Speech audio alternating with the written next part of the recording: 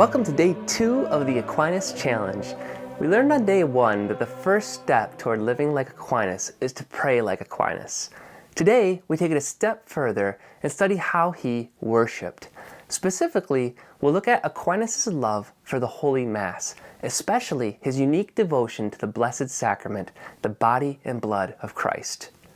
As mentioned in the introduction to this series, Aquinas woke up early to say daily Mass, then attended another directly afterward as a participant. He loved our Lord in the Holy Sacrament of the Eucharist and found the source of his spiritual strength in these first moments of his day. In fact, arguably one of his greatest writings came from his poetry surrounding the Eucharist. In 1264, Pope Urban IV added the feast of Corpus Christi to the liturgical calendar. He asked Aquinas to write the liturgical office for the feast day. Some of the most beautiful hymns in Christendom have come from Aquinas' quill for this project, including Panis Angelicus, O Salutarius Ostia, and my personal favorite, Adore te devote. Here are 2 stanzas from this great piece. Godhead here in hiding, whom I do adore, masked by these bare shadows, shape and nothing more. See, Lord, at thy service, lo lies here a heart, lost, all lost in wonder at the God thou art. Seeing, touching, tasting, are in thee deceived. How says trusty hearing? That shall be believed. What God's Son has told me, take for truth I do. For truth himself speaks truly, or else there's nothing true. Aquinas' entire being had its crux in the proper ordering of his life toward the Blessed Sacrament. At one point, the doctors of the University of Paris consulted him one day about a difficult question regarding the Eucharist. He wrote his reply and placed it on the altar, submitting it to the judgment of God.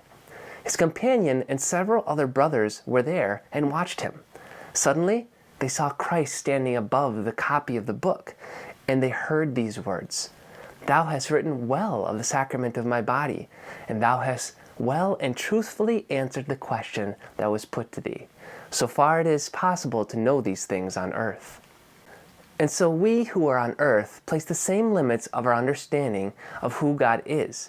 We cannot know him fully, for we're not God, but we are given the task to worship our Lord to the highest degree that we are able. And all of our answers can be found in the tiny consecrated host. In the Blessed Sacrament, God is with us. All that is, ever was, and ever will be is wrapped in that tiny particles that make up the mystical meal.